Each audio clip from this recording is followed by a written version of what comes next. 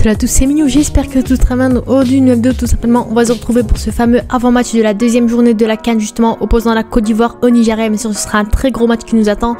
Donc voilà, déjà cette Coupe d'Afrique nous surprend énormément avec tous les résultats qu'on a vus. On a vu que la plupart des grandes équipes avaient galéré à gagner leur match. Franchement, ça annonce à être l'une des plus grosses compétitions africaines de la dernière décennie. Donc ça fait vraiment plaisir, du beau football, etc. Donc voilà, si la vidéo vous intéresse, si la Coupe d'Afrique vous intéresse en général, n'hésitez pas à vous abonner et à liker. Et sur ce, je vous dis comme d'habitude, bonne vidéo à tous. Donc voilà, on va s'intéresser un petit peu tranquillement à cet avant-match opposant la Côte d'Ivoire au Nigeria, qui s'annonce d'être un énorme match parce qu'on sait que ça reste deux grosses nations africaines du football, dont le pays organisateur bien entendu. Donc ce sera un match justement demain à 18 h. Donc franchement, c'est une horaire assez convenable, assez tranquille. On va regarder le match, bien sûr, tout le monde va regarder le match.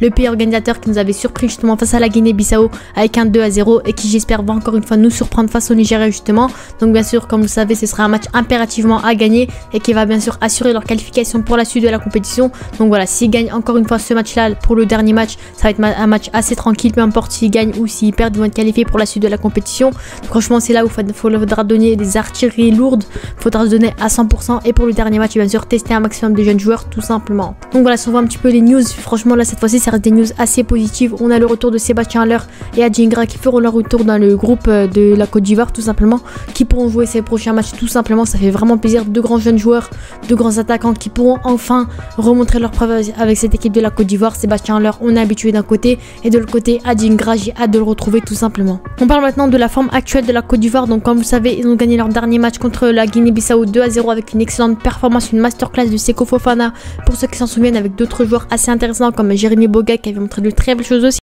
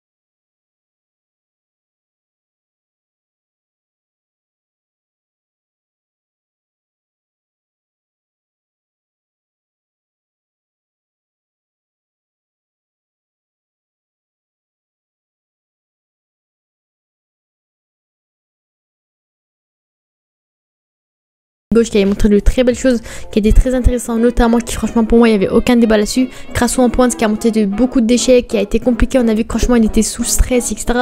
C'était compliqué pour lui d'assurer ce poste de numéro 9 parce qu'on sait que ça reste un grand poste. Il a remplacé Sébastien Haller, Karim Konaté, il est passé devant tout le monde. Crasso qui pour moi mériterait ce rôle justement, histoire de faire souffler un peu plus Haller, qui pour moi ne pourra pas enchaîner ce match là en entier. Et Jonathan Bamba sur le côté droit qui a été très intéressant aussi, qui a montré de très belles choses, de bons ballons, qui a été intéressant. Donc franchement pour moi Jonathan Bamba mérite mériterait cette titularisation sur le côté droit. Et pour moi, cette composition pourrait rester très intéressante. C'est le 11 de la victoire, comme on pourrait l'appeler, qui pour moi, bien sûr, pour aller chercher la victoire face au Nigeria sera très intéressante, tout simplement. Donc voilà, pour moi, la clé de ce match sera de jouer offensivement, parce qu'on sait que malheureusement, le Nigeria, ils sont très bons offensivement, ils ont de très bons joueurs offensivement, très bonne équipe, etc. Mais malheureusement, leur milieu de terrain et leur défense restent assez faibles. C'est pour ça qu'il faudra en profiter. Malheureusement, c'est une mauvaise chose de dire, hein, profiter justement de la faiblesse de l'adversaire, mais c'est le cas de le dire. C'est la vérité, tout simplement. On sait qu'en pointe, ils ont des Terem Moffi, ils ont pas mal de grands joueurs, de très grands joueurs, Moses Simon, Osimhen, etc. Mais malheureusement, au milieu de terrain, en plus, ils n'ont pas NGG. Le milieu de terrain reste assez fébrile, assez malheureusement décevant, on va dire. Et la défense faible, et le gardien pas très bon non plus. Donc franchement, il faudra profiter de cette faiblesse-là, justement, pour en profiter, marquer un maximum de buts. Et bien sûr, en fin de match, si possible, à la place de Crasso, de Boga ou de Bamba, faire entrer des Haller qui, pour moi, franchement, mériteraient quelques minutes de jeu, histoire de retrouver le goût de la compétition, le goût du football, justement, pour enchaîner ensuite la suite de la compétition devant des Crasso, par exemple. Et bien sûr, Adingra qui revient de blessure, notamment, qui, pour moi, reste un très très bon joueur, qui nous a montré de très belles choses avec Brighton en ce début de saison et qui pourrait mériter justement du temps de jeu sur ce côté droit là ou côté gauche à voir, parce que ça reste un joueur assez polyvalent et montrer ses belles qualités aux yeux du football ivoirien et du football africain en général, tout simplement. Parce qu'on sait aussi que la Côte d'Ivoire a beaucoup de grands attaquants aussi, notamment avec Jérémy Boga, Haller, Karim Konaté, Adingra, Bamba, Crasso, de très grands joueurs, Nicolas Pepe qui malheureusement nous avait déçus au dernier match et qui pour moi mériterait pas forcément du temps de jeu sur ce prochain match là, peut-être avoir en fin de match, etc. comme le dernier match. Mais en soi, on sait qu'ils ont aussi de grosses armes en attaque et au milieu de terrain et en défense. C'est ça qui pour moi feront la différence et pourront gagner ce match, tout simplement. Donc voilà, si on doit on voir un petit peu les joueurs clés à suivre qui pour moi offriront la victoire à la Côte d'Ivoire, tout simplement, ça restera bien sûr la charnière centrale Ndjika Diomandé qui pour moi restera très très importante et bénéfique, devra rester solide face à des attaquants comme Osimhen qui resteront très intéressants. Voilà, on sait que la défense devra assurer justement face à cette magnifique attaque du Nigeria, malheureusement. Et bien sûr le milieu de terrain qui pour moi, franchement, cette bataille se jouera au milieu de terrain. On a vu contre la Guinée-Bissau que la bataille s'est jouée au milieu de terrain, que la Côte d'Ivoire avait largement gagné, avait largement dominé le milieu de terrain, ce qui a offert la victoire à la Côte d'Ivoire. Bon, moi pour ce match là, je pense que ça restera la même chose. Seko Fofana devra nous montrer une masterclass, tout comme Kessié, tout comme Sangaré. Franchement, ce milieu de terrain devra assurer, s'imposer au milieu de terrain, jouer la possession. Et pour moi, franchement, la victoire ne restera pas compliquée non plus, ce sera pas difficile non plus. Il faudra juste se donner à 100% et faire un maximum de choses, tout simplement. Donc voilà, si on voit aussi la forme actuelle du Nigeria, le Nigeria a récemment fait un match nul contre la Guinée équatoriale, un partout. On a vu que c'était un peu compliqué pour eux. On sait que le Nigeria, c'est un peu compliqué pour eux actuellement. Ils n'arrivent pas forcément à gagner, ils n'arrivent pas forcément à montrer leur beau football, etc. C'est un peu compliqué. On voit que la Guinée équatoriale, ça reste quand même une nation africaine qui a réussi à accrocher les grosses nations africaines, mais c'est pas une équipe non plus qui est énorme non plus. Et franchement, pour moi, la Côte d'Ivoire pourra largement tenir tête au Nigeria. Pour moi, la Côte d'Ivoire n'a aucun défaut à se faire. Juste, il faudra gérer bien sûr leur attaque qui reste très intéressante, gérer au milieu de terrain, bien sûr, gérer la possession, gérer leur football au milieu de terrain. Et pour moi, franchement, il n'y aura aucun débat là-dessus. La Côte d'Ivoire pourra aller chercher la victoire. Et si je vois un petit peu mes pronostics, je pense que la Côte d'Ivoire gagnera ce match 3-1. Parce que voilà, je pense que franchement, offensivement, au milieu de terrain, ils ont toutes les qualités qu'il faut, ils ont tout ce qu'il faut. Il faudra juste se concentrer notamment en défense ou éviter les mauvaises relances, éviter les pertes de balles bêtes en défense, justement, comme on l'a vu face à la Guinée-Bissau, justement. Et je pense que cette Côte d'Ivoire pourra largement gagner ce match 3-1 avec des attaquants en forme si possible, comme des Jérémy Boga, des Crasso ou des Jonathan Bamba, justement. Et pourquoi pas Haller et Adingra en fin de match, ou Karim Konaté à voir, un Seko Fofana en forme, bien sûr, comme au dernier match, un Kessié, un Sangaré en forme.